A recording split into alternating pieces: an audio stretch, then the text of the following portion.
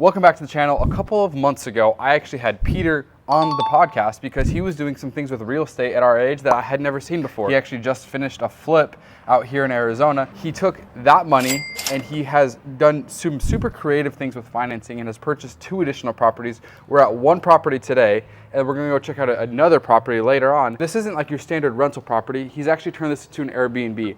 So we're gonna go ahead and walk this property. He's gonna explain it as we walk, and then we'll talk numbers at the end. And the numbers are kind of crazy. We'll talk about the pros, the cons, and everything. So make sure you stay until the end. Let's go ahead and get started.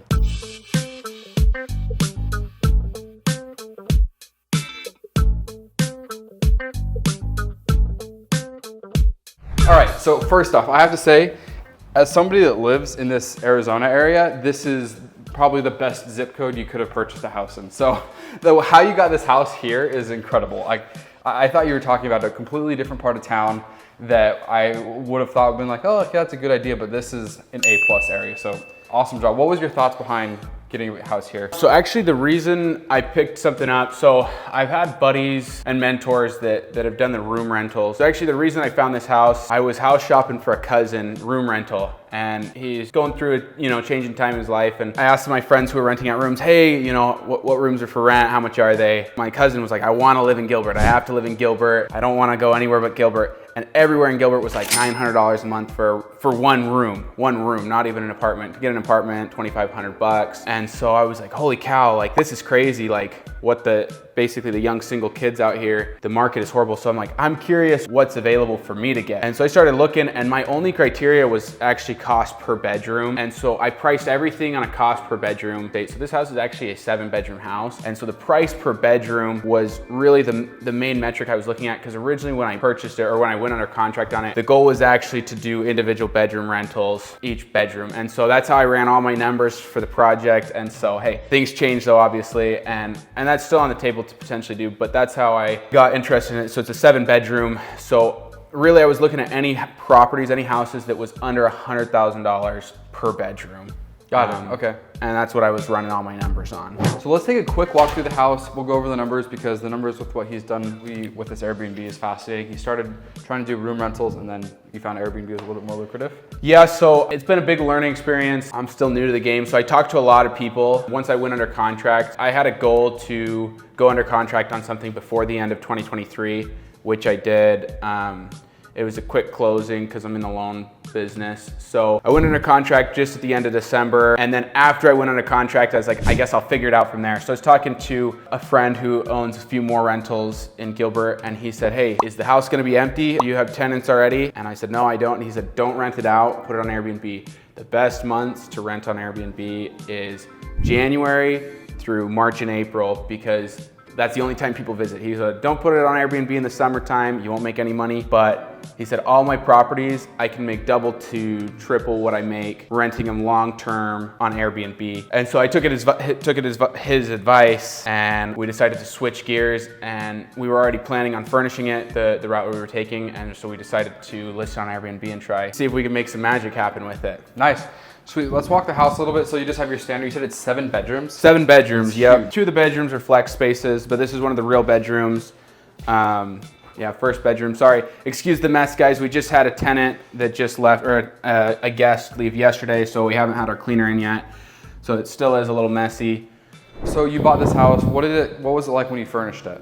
So what was the furnishing process like? Everything, we did everything budget. So all this stuff, so this couch, I got this couch for 25 bucks on Facebook Marketplace. Nice. 25 bucks? 25 bucks on Facebook Marketplace. Cow. These chairs we got for $30 a piece, Facebook Marketplace. Pool table, $200, Facebook Marketplace. Big fan of Facebook Marketplace. So the sectional, $200, Facebook Marketplace. And it was a lot of time. That was a big time investment, but because I have a lot of time and not a lot of money, that's what we did. Amazon was huge for all of our new stuff. So did you guys, was the fridge already included when you purchased No, the so fridge we got from, I got it from an open box. So this fridge is brand new. It obviously has dents in it, but it's a rental. So this fridge brand new for $650. Nice. So we hit up Amazon for a ton of stuff. So we did a lot of cosmetic, nothing major, no major mechanical systems, but cabinet pulls we did a lot of touch-up paint. What was on it originally? Nothing. There was zero cabinet pulls. Zero cabinet pulls. The previous owners painted the cabinets, which was nice when they were selling it, because this was an on-market property. Yeah. I have mixed feelings about on-markets, but it was good because the previous owners had done a lot of work to try to make it ready. Gotcha. And how much was this bad boy? The couch? Yeah. $250 on. 250 and then the rug and table? So the rug, I don't know how much the rug was. I think we got this on auction. Nellis auction was another huge thing. We got a bunch of stuff. Hey, Haven basically ran Nellis and I basically ran Facebook Marketplace. That's awesome. And so, yeah, we just divided and conquered. And so you converted this den into a bedroom. Yeah, so this was originally an office space, which we, it was listed as a bedroom on the listing, and I'm counting it, and my cost per bedroom, this was one of them, but this was originally set up to be an office or a den or a game room.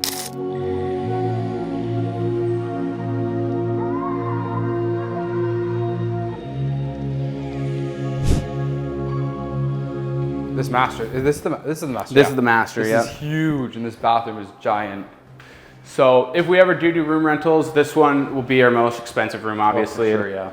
And we might even do a split room, so have 2 roommates stay in here. Yeah, that'd probably be an easy one.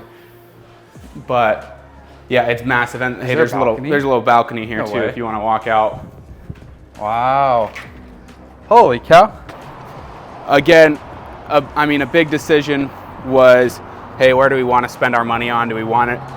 Putting some furniture out here would be nice, but I decided to put my money on the interior instead of the exterior. A lot of rentals are like, hey, we're gonna make the backyard beautiful, we're gonna make the patio beautiful. Being on a main street, that's a big disadvantage. True. That's a reason we got it at a significant discount. Gotcha. It's because when this was built, this street was not nearly as poppin'. I think it was a 2-lane when this house got built 20 years ago. Yeah. And was not like a major crossroad that it is now. The good thing is you don't hear it at all inside, but you're totally right, not spending money on that patio. Because it's like, what do you do, sit on the patio and watch cars pass? Yeah, exactly. And okay, so you have another bedroom. This was another flex space. This was an office when we got it too. So there's an office upstairs and downstairs. Wow, okay. So no closet. And so you bought all the mattresses and bed frames and everything, I'm assuming, right? Yeah, everything. So yeah, we bought everything. Okay. So most things we tried to buy it as a set, because if you could buy something that somebody was getting rid of a bed, you could get the mattress, the box spring. Sure. All the sheets, we got new sheets. We didn't do any used sheets, any used mattress covers. But if you were to get piece by piece, people want, hey, I want $100 for just the frame and $100 for just the mattress and $100 for the box springs. Or if you could get it as a set, it's maybe $150 for all 3 things. 2 small bedrooms in here, or 2 small beds, I guess. These are like kind of our kids' rooms, or the small rooms. Yeah. And like when I've booked Airbnbs for like company things or like big family events, the most important thing is like number of beds. Yep. That's what everybody, like that's what I always look at for company things, like, oh, how many beds are there? So so Airbnb, the max number that you can list is 16. Okay. So that was my goal, is to hit 16 sleeping spots. Okay, and how many are you at? I'm at 16. Nice. So we're 9 total beds. There's 2 air mattresses downstairs that have sheets. So I'm counting those. So you're at 11. Good. And then the couches, 3 sleeping spots on couches. So that's, hey, 14. But then, hey, you count double on both the kings. That's where I'm. Gotcha. Okay. So 2 and 2 on the kings. There's mattresses. So much space here. So, sweet. Let's sit down and talk some numbers. The sound might be better on the couch if you're down. Yeah, I'm good with whatever. We can pull this. So Peter showed us the entire house. You guys have already seen that, and so now we're gonna talk numbers. Let's see if this is actually worth it in this area, which, I mean, if you can break even on this house, it's great, because this is a prime area. We're gonna talk numbers, let's get to it. And yeah, good job on furnishing it, dude. It sounds like you guys furnished on a budget and it looks great. Yeah. And so who are the people that are booking this? Like, why are people booking this Airbnb here? So surprisingly, we've had 5 total bookings so far. Okay. 3 of the 5 have been Arizona residents. So we've had, our first family was a family of 6. So they had 4 kids, parents, and their house flooded. And so they said, hey, our insurance company is paying for us to get a spot. This was the only one that had rooms enough for each of our kids to have their own room, because they're older. Mm-hmm. And so they were from Mesa. We've had another family from 2 families from Tucson come up. Big moneymaker from our future bookings, because usually people will just say, hey, this is what we're coming for. Weddings. I mean, weddings is, and I knew that going into it. We've got the temple 1 minute away. Families coming in for the weekend, coming in, 2 or 3 families can share this house on a budget if they're coming in for a cousin's wedding or an aunt and uncle's wedding, and save the whole house, so split the bill and stay with 3 families here for a wedding. So I probably had 4 or 5 people say they're coming for weddings. So four of the 5 bookings have been for weddings. No, sorry. So 4 or 5 people, those are future ones. So, okay. So, because we probably have about 15 or 20 confirmed bookings so far over the next 2 months, the next 3 months. So 4 or 5 of the 20 have told me weddings. And then a lot of people don't say why they're coming. They just say, oh, we're excited to come. Oh, good. And some people don't, we've had multiple people not say anything to us and come and stay, and they don't say anything to us at all, and they show up and then they leave. So they never respond to our messages. So, which is not a problem to me. Yeah, as long as the house isn't on fire, then I think exactly. Right. As long as it's not too dirty, not trashed, and there's no parties, and there's the check hits my bank account, then I'm a happy camper. That's awesome, man. Well, dude, first off, massive kudos to you because you're killing the game and nobody else is taking the risks that you are. So you're killing it. Now let's talk numbers. Let's see if this is what this is actually panning out to be. So how did you find this property? So like I said, I actually just went on Zillow. Zillow's how I found it. I do a lot of off-market finding, and I've kind of built a resistance to on-market, which I shouldn't have. It was listed on market at $675, and I was looking to stay under that $100,000 per bedroom. So and how many? There's 7 listed bedrooms. 7 listed bedrooms. So it was at like $95,000 a bedroom or something like that. Yeah. So that's how it came to my attention. I just did a filter. It was like 5+ bedrooms under this price. And then I made a list of like 4 or 5 properties that were close enough that I would consider renting them, because I don't want to drive more than, it had to be closer than 10 to 15 minutes from home on my first one, because I didn't want to be commuting a bunch, and it had to be under that. So this one and 2 others hit my qualifications, and so that's how I found it, just on Zillow. So this was listed for $675. What did you get it for? So $635 was what I paid, and then I got 2.5% seller concessions. Gotcha. Okay. So you were in the deal for $635 total with the seller concessions? So $635 is what I paid, and then I had negative closing costs. I had 0 closing costs. So we actually did a principal buy down with the seller concessions. Okay. But yeah, so lots of times when you buy an on market, obviously you have lots of fees, loan fees, doc fees, title fees. The sellers gave me $18,000 to do whatever I wanted, with which paid off all my closing costs. So I had 0 out-of-pocket closing costs on this deal. Okay. All right, so how much down were you? So to get into the property, I put $5,000 of earnest money down when we went under contract. And then at closing, my cash due at closing was $26,615.57. Okay, and so with that, you're into the property. What's your payment looking like just for the mortgage? So just my mortgage every month is $3,900 a month. And that includes everything? Taxes. Sorry, no, so that's my principal and interest is the $39,000, taxes and insurance, and my mortgage insurance, which is a huge thing, brings it to $45,000. So it's $44,76. Round up to $45,000. $45,000 is what I'm calling it. So that's my PITI, that's my principal, my interest, my taxes, my insurance. And then obviously mortgage insurance is huge because we're at a lower down payment amount. So that's like $250,000, or not $250,000, $250 a month. Gotcha, okay. So you're $4,500 a month to have all of this. Yep. You put $5K in for furnishing, which that hopefully these items last a long time. Let's talk about your first full month on Airbnb. We're in February, middle of February right now. Yep. Do you have a full month of January? So I did not list one day in January. So my first booking was February 2nd. Okay.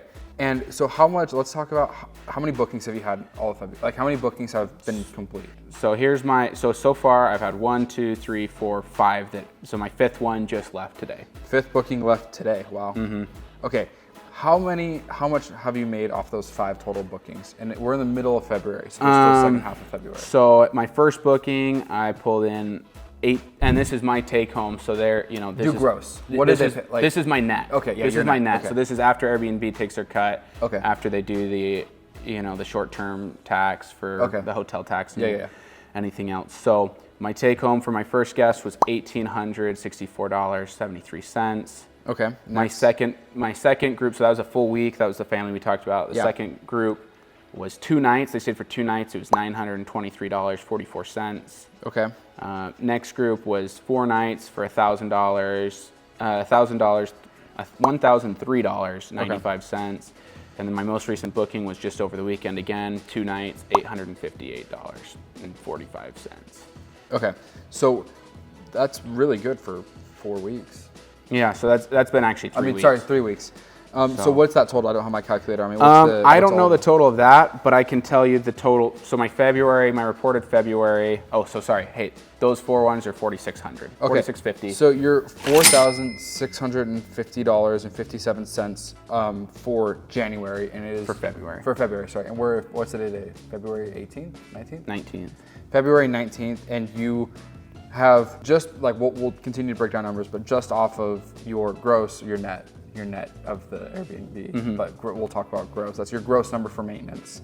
Your gross income was $4,650, and your mortgage, your PTMI, which is all of your mortgage, your property income tax, all of that is $4,500. Yeah.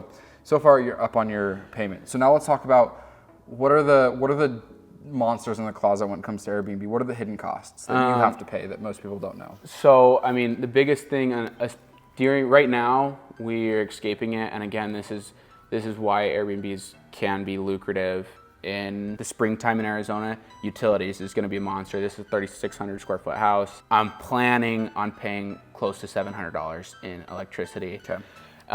Once it hits the summer months, if they've got the AC rolling, it's 120 degrees out. Yep. We're rolling the AC for 30 days out of the month. So luckily that's a hill we're gonna hit when we get there. So with utilities now we're at 5,200. Yeah. Okay. So, and then this month, hey, we've made that $4,650 this month. Yep. We also have an additional $1,500 coming in from future bookings in February still. Oh, okay. So you're planning on another 1,500. Yeah. Good. So that's $4,600 that I've actually made so far with bookings. Okay. We've got $1,500 upcoming in February, and then we still have one more potential booking spot that I'd like to get somebody in. Okay. That we could potentially fill. Okay, so you have some upcoming revenue. So now, so let's keep adding the costs. So you have your utility. What are some other hidden costs that, as an owner, you have to pay? Big one is HOA fees, but that's actually included in my that's fine. Let's talk cleaning, maintenance. Something breaks. What's broken? Like, what are you budgeting for maintenance? So I'm doing all the maintenance myself. So I have budgeted $400 a month for maintenance. Okay. That's what I budgeted so far. Since we've got everything set up, we haven't had any maintenance, but obviously we made everything just how we like it. So yeah, cleaning costs are huge. So we've talked about cleaning. What have you learned with the whole cleaning thing? So hey, with the cleaning fee thing, the big thing, me and my wife, we actually cleaned it. Hey, we've cleaned it every single time so far on our own. It was pretty stressful because I put the cleaning fee too low. So originally when I listed the property, Airbnb has their suggested settings, and like I said, I'm new, so I just put, suggested settings, like we'll use those, that sounds great. And so they put $120 for the cleaning fee. I started getting quotes for cleaning the house, and it was double to triple the $120 a month. So, or $120 per time. So then that was through like actual companies. Individuals are obviously cheaper. So I found 3 individuals that were all under $200 to clean it. We've since then updated our cleaning fee. So now it's $275. And so I'm using that cleaning fee to basically cover maintenance and cleaning. So even though it's just a cleaning fee on paper, for me, it's, hey, maintenance and cleaning, because we're gonna pay about $150 to $200 to clean it every time, and then that extra $75 to $100 per booking is in case something breaks, maintenance, and that's going to build like a little nest egg for little safety net. So your cleaner charges, what do you say, $150, $200? Our cleaner right now, if it's clean and it's just a basic wipe down and basic laundry, $150. If they left significant messes, it's going to be $200. Okay, so I'm just going to put $200. Put $200 to be safe. So tell me if this sounds right. Your all-in costs, like you're sleeping at night happy, $5,800 a month to operate this Airbnb. Yep. Well, that includes your mortgage, everything, cleaning, maintenance. And so I'm calling it $6,000. So on my books I have $6,000. But yes, so I always give myself a little bubble.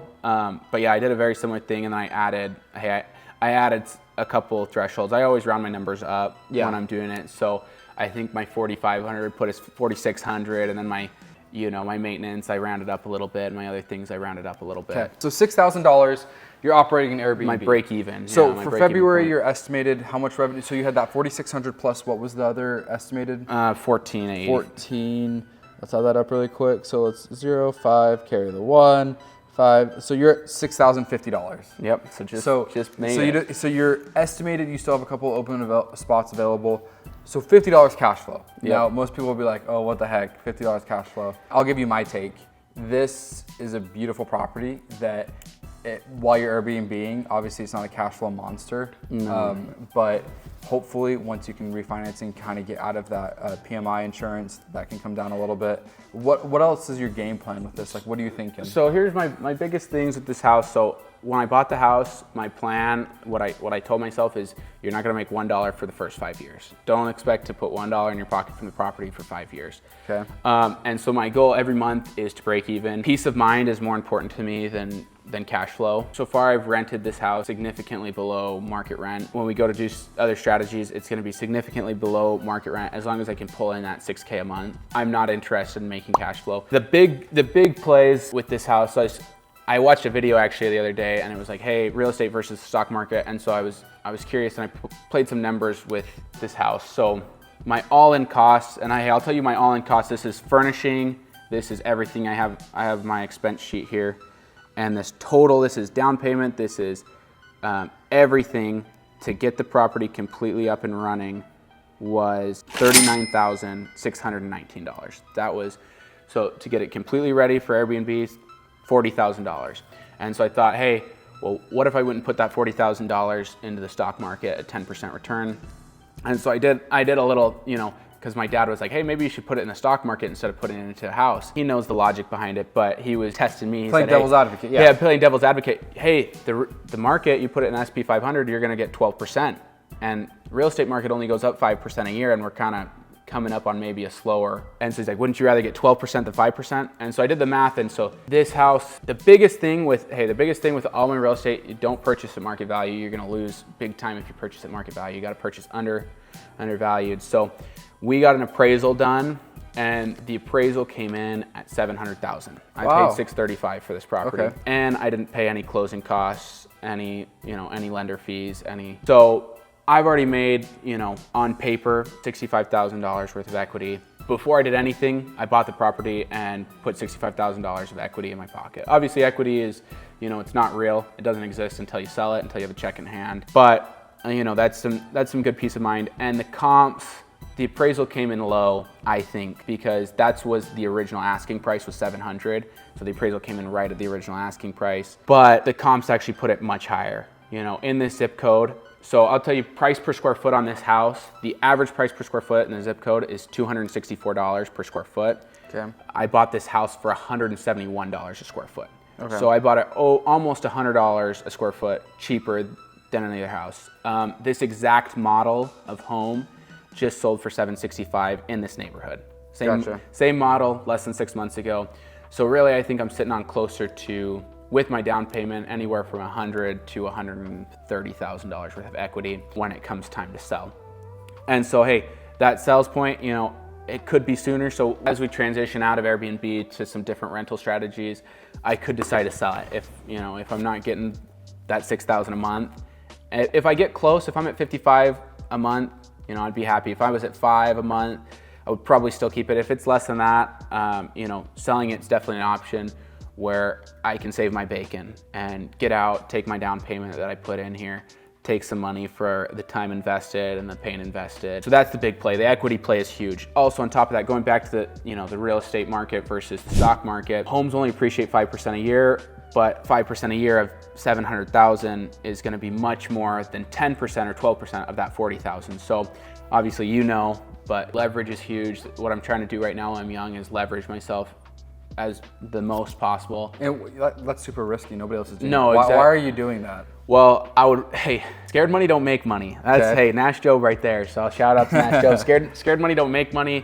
I tell myself that all the time when before every purchase, so I bought 3 houses in the last 4 months. Yeah. And every time I'm super scared, and I'm super scared to put that earnest money down because I'm like, I could, not to hit this back. And I just tell myself, hey, scared money don't make money. You've ran the numbers make sense. It's sound. The only way you lose is if the US economy loses. So I'm really betting on the housing economy. Okay. And what are you gonna do in the summer? Because you've only listed it for like 3 months out. Are you gonna test the waters with the summer and see if people are, because like my sister got married in the summer and like family probably would have stayed here. Like, are you going? Like, what are your thoughts with the So summer? currently, I have everything after April blocked off. You can't even book it past April. Have people asked you? So no, because I only have it listed on Airbnb. I don't have it on any other platforms, and I blocked off those dates. So when people search, it doesn't even come up as like a possibility. okay. So current market rents for this square footage in this zip code furnished is, so I'll pull up Zillow and show you the 4 rents that are furnished. So my filters that I'm putting in here are for rent anywhere from 3,000 square feet to 4,000 square feet. And so this house is 3,600. So the big thing with rentals, and this is again coming to the people that I've talked to, is furnished. So you'll see a lot of houses that are in this area that are 3,200 a month, 3,500 a month. Okay. That are, this is 3,000 for 3,500. But the big difference is those are minimum of 12 months. So that gives that investor peace of mind.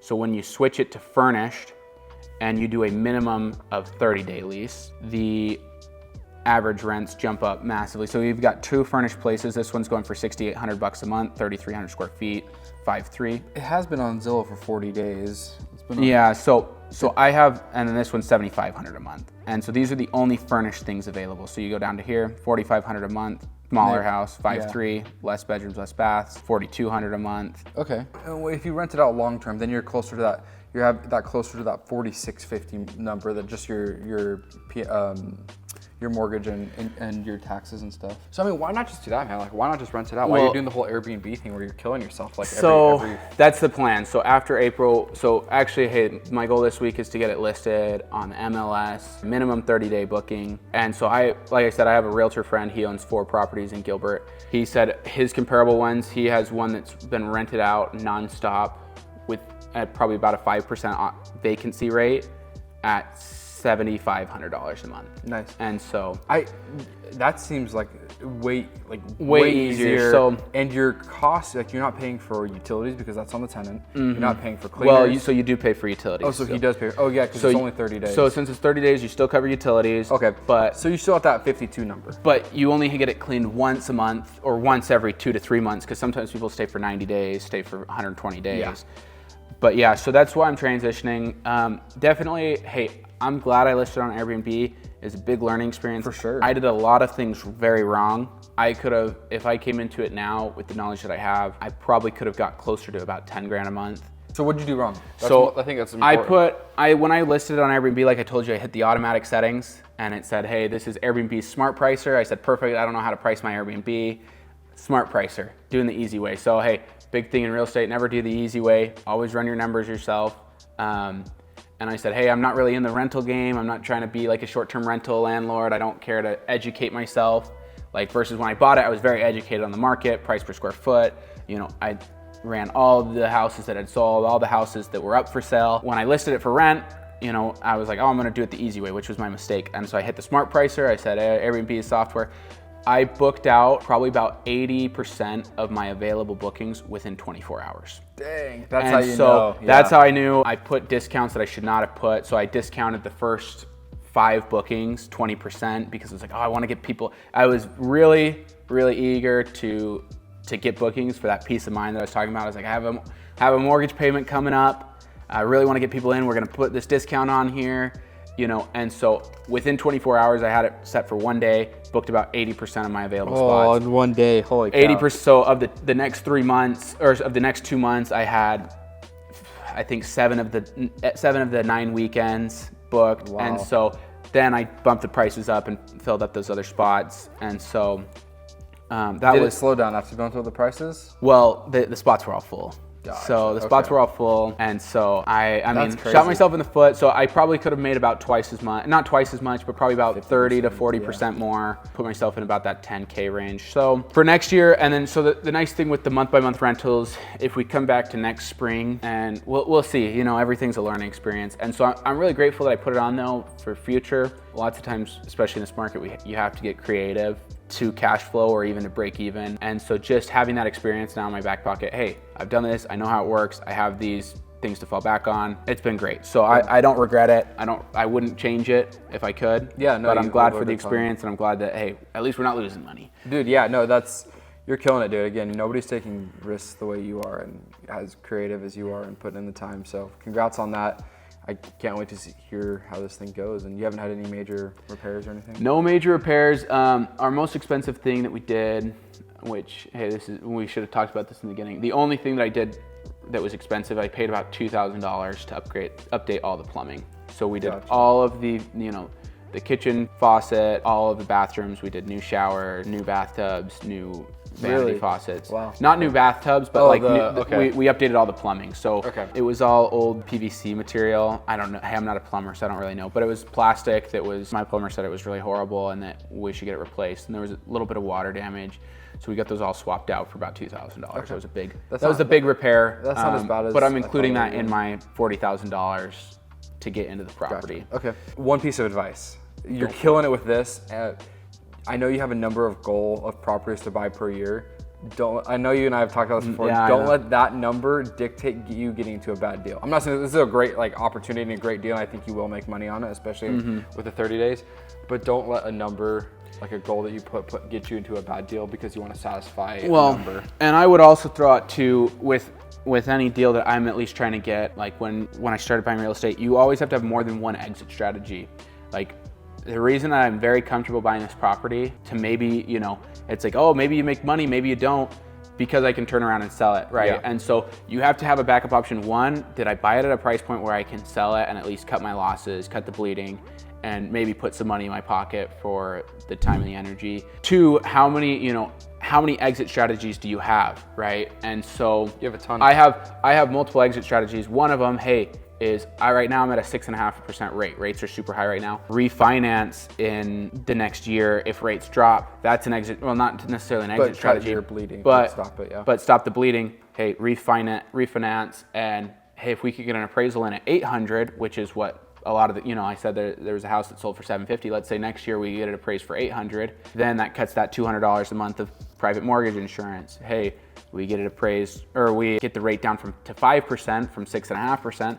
That's $600 a month of interest that we're paying every month. Hey, we can sell the property. We have it at a condition that it's ready to list. We could probably sell this property in 60 to 90 days and pull out some of the equity that we have in it. Obviously, realtors are going to take their cut. Obviously, there's going to be a lot of things that take their toll on that. But I'm very comfortable getting into this deal because I bought it looking at it as a flip. I was like, could I flip this property? Yes. All right, now that I could flip it, I'm going to keep it and I'm going to see and see if we can make some money. You're killing it. I have nothing but good things to say. You're absolutely killing it, and I think you're doing a great job, and you're doing things that nobody else is doing, and that'll pay dividends not only now. Like, I know the dividends right now may be tight, but you'll see it. And I think that mindset of I'm not making money for 5 years, like the longer that we can delay gratification, the better, right?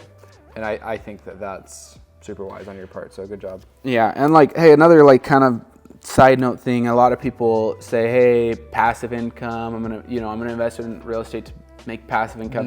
It's not passive. Real estate is not passive. Go put it in the SP 500 if you want it to be passive. Like I said, me and my wife came and cleaned it. Hey, I got my mom on our first day. We had back-to-back bookings, so we had 5 hours to clean the whole place. I had no idea what to expect. 9 sets of sheets to wash. And so I called up my mom. I was like, hey, Mom, get over here. We gotta use your washer and dryer. Can you take these loads? And so it's not passive. Don't plan on it being passive. That's awesome, man. So Dude, you're killing it, dude. Thank you so much for giving us a tour. If you guys enjoyed this, consider subscribing. If people wanted to learn from you, ask you questions about real estate, what's the best way to get in contact with you? Anytime on my Instagram, I'm always on there. I'm kind of a lurker on Instagram, so I'll see your message on there. Hey, anybody wants to call me, I'll give them my phone number. It's 254-239-8508. So if anybody wants to call me, text me, any questions.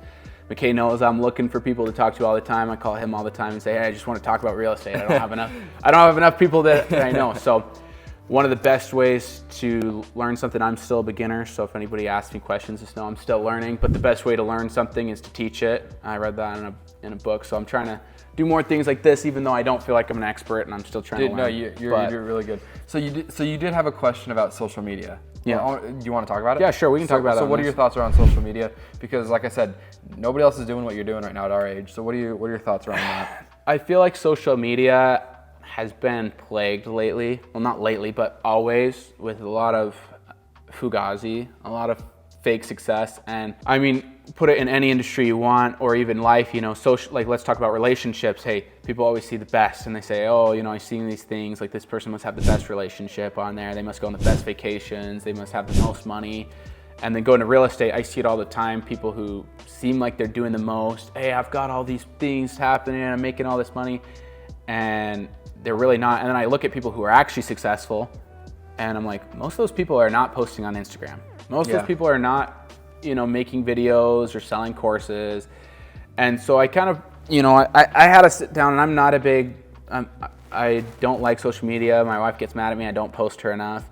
Hey, my bio on Instagram is it's a Haven fan page in disguise, because that's all I post about is her every time she gets mad at me, that I don't post about her enough.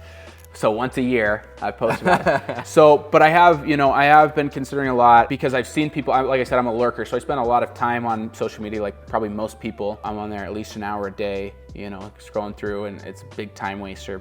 But seeing people, I've always been like, hey, I wonder what the actual, return on investment. So I don't look at social media as, something to do to gain clout or to gain prestige or to. So the question is, is social media something you wanting to get into, or are you trying to stay away from it? I'm not necessarily against it, but if I did it, it would be, hey, is there going to be a return on my investment? Are people going to bring me deals? Am I going to meet investors that want to work with me? Am I going to meet partners on there?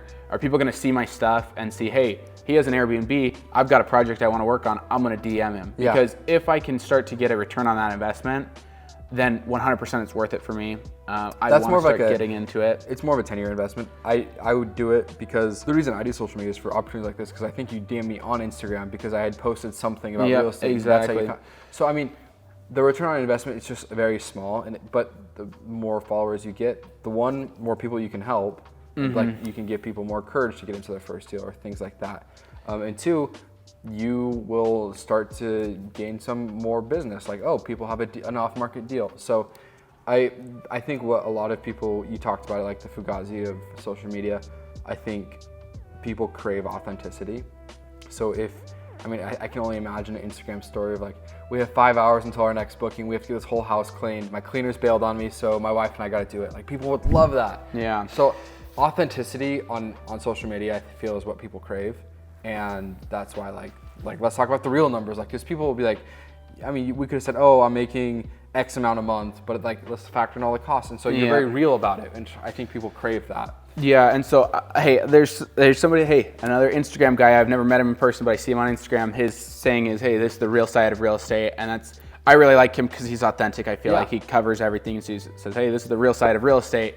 And so if I did ever get into putting myself out there more, which I probably will in the future, which I would like to do, but I would like to be I'm not about the Fugazi.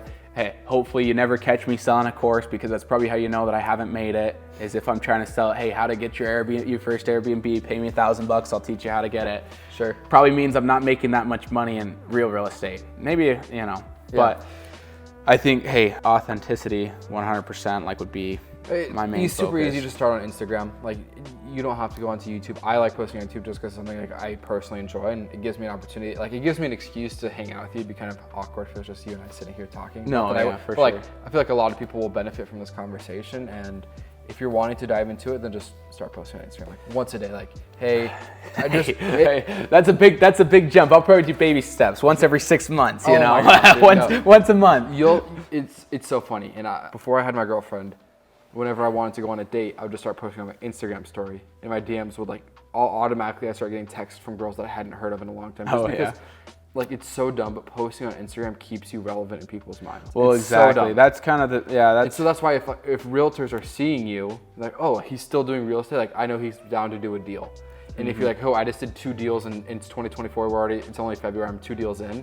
Like, oh wow, he's actually doing business. 1, I want to follow and learn from him. 2, maybe I can bring him a deal. Yep. And I know you and I talked, well, we won't get into the whole discussion, but getting a license, that's where it's also like, it's free advertising. If people are like, hey, Peter, will you sell my house? It might be exhausting. People don't like working with clients. I know Kevin, working with clients isn't his favorite thing, but we're in our grind time right now, right? We're 23.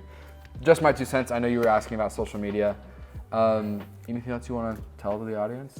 That's it, man. You gotta DM me if you want more info. I'm just kidding. DM him. You gotta pay for my course. Yeah, pay for it. So DM him and say, Peter, we want you to post on Instagram more because we want to learn. Dude, thank you so much. You're absolutely killing it. Thank you. And yeah, we'll see you next time. Thanks for watching.